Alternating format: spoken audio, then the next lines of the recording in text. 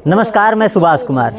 अभी हम जौनपुर में हैं और आपको बता दूं कि कल 11 तारीख को अनुराग हत्याकांड के मामले में सुनवाई थी। लगातार तारीख पे तारीख मिल रही है पर फैसला नहीं हो रहा है जनाब।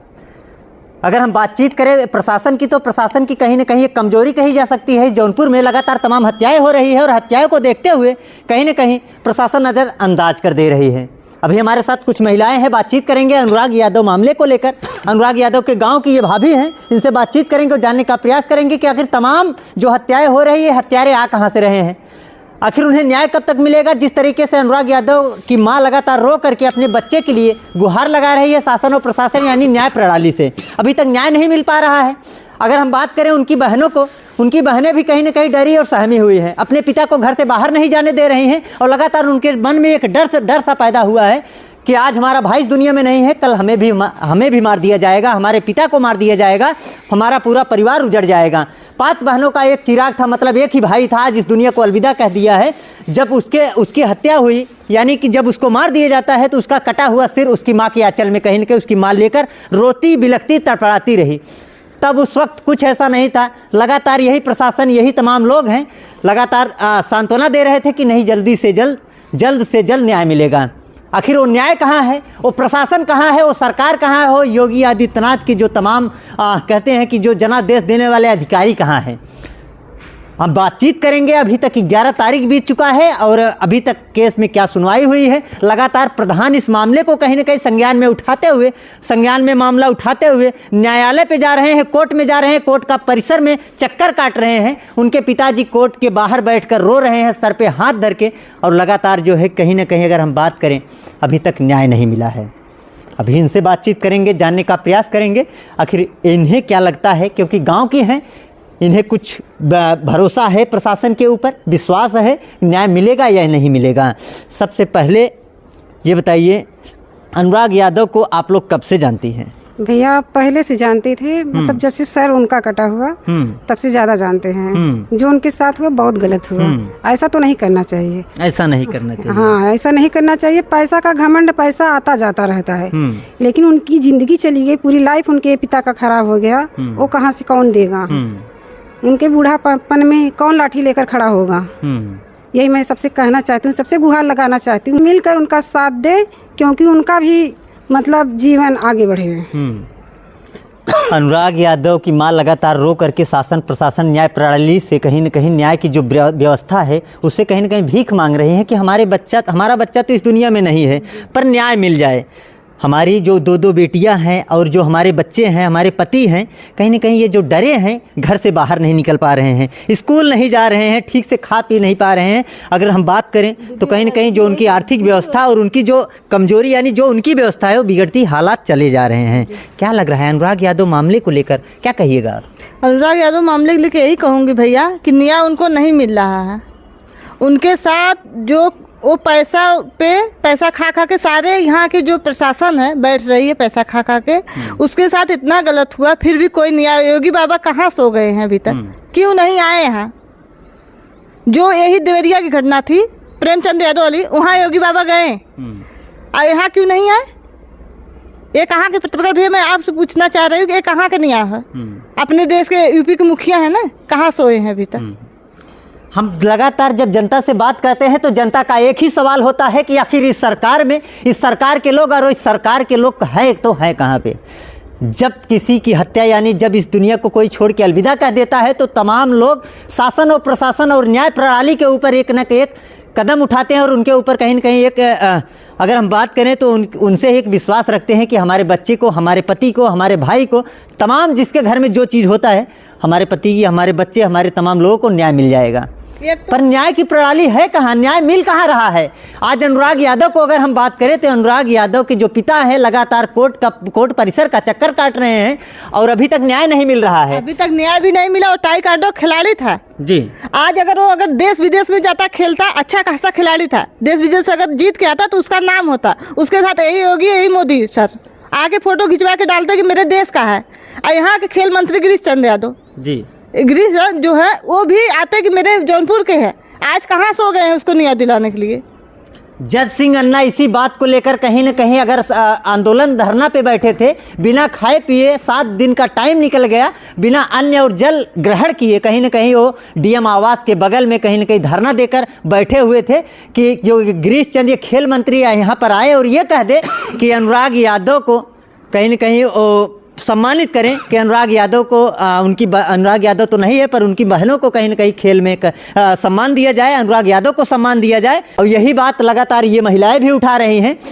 अगर ये आए नहीं और ये अब इनकी जो सरकार जो व्यवस्था है, जो ये प्रशासन के लोग हैं, क्या कर रहे हैं, आखिर कहाँ पर हैं? प्रशासन सोई नहीं होती तो आज इतना बड़ा हत्या होता ही नहीं। जो कि वो बंजर जमीन थी, बंजर जमीन मात्र 1 विस्से जमीन है। कितना होगी 1 विस्से जमीन, आप ही बता दीजिए भैया। अब वो भी दे दिए थे, अनुराग के पिताजी वो भी जमीन दे दिए थे, उसके बावजूद भी जलन इस बात की थी, जमीन की विवाद वो तो छोड़ दीजिए, उसको जलन थी कि मेरे 5 बेटे हैं, कुछ नहीं नाम कर रहे हैं, तो जिला का नाम, अपने देश का नाम, भारत का नाम रोशन कर रहा है। इसी जलन में उसका मूड़ी काटे हैं। जिस माँ का कोख उजड़ जाता है, जिस माँ का लाल इस दुनिया को छोड़ के चला जाता है, जिस माँ के बच्चे का सर धड़ से अलग कर दिया जाता है, उस माँ के ऊपर क्या बीतती है? बहुत बीतती है भैया जी। उस माँ ने कोख से पैदा किया है, इतना बिलक बिलक कर रोती है तो आंसू नहीं थमता है। जो माँ बाप, हम भी एक माँ है जिसके बेटे के ऐसा होगा तो कोई माँ जिंदा नहीं रह पाएगी। आँख में आंसू लिए ये महिलाएं कहीं न कहीं रोने पर मजबूर हो गई हैं।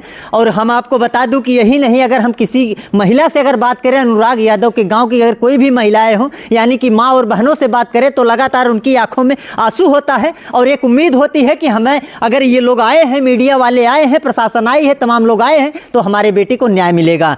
हमारे घर का एक ही लाल था, एक ही चिराग था जो बुझ चुका है। अब वो ना जलेगा, ना हमारे घर में दीपक होगी, ना अजोर होगा, कुछ होगा नहीं, मगर एक विश्वास होता है कि न्याय जरूर मिल जाएगा। यही उम्मीद में ये महिलाएं भी हैं। उस दिन सर काटा गया जिस दिन दुनिया दिवाली मना रही थी। पूरे देश में अपने दिवाली मनाया जा रहा था, उसके घर कौन सी दिया जली? और वो बहन बिलक बिलक के रो रही है, किसके कलाई में मैं राखी बांधूंगी, किसके कलाई में राखी बांधेगी?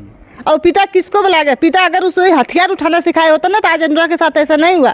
वो अच्छी शिक्षा, अच्छी थुआ दे के अपने बच्चों को ऊंचाइयां देखना चाहते थे, गलत रास्ता नहीं। अगर वो हथियार उठाना सिखाया होता तो आज उसके साथ ऐसा नहीं हुआ था। और वो काफी था, अगर कायरो अगर छिप के ना मारते होते तो वो काबिल था कि 2-4 लोग को देख लेता। बराबर। वो इस ताइक्वांडो खिलाड़ी ऐसा थोड़ी था, उसको मेडल पहनाने जाते थे गिरीशन।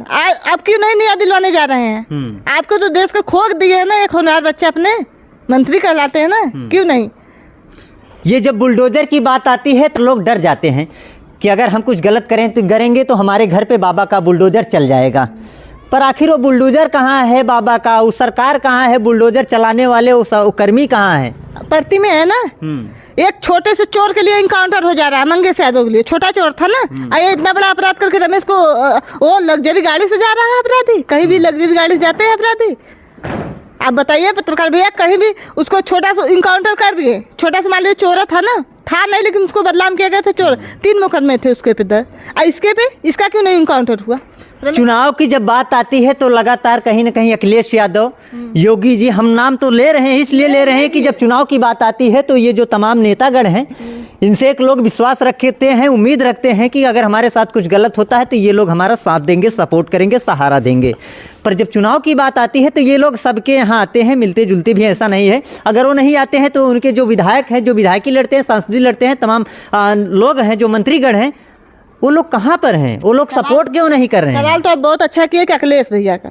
अखिलेश भैया अगर वही वहाँ गए, राजनीति करना था, क्योंकि 2 पक्ष की मामला थी, जात विवाद करना था ना देवरिया जिला में, यहाँ क्यों नहीं आ पाए?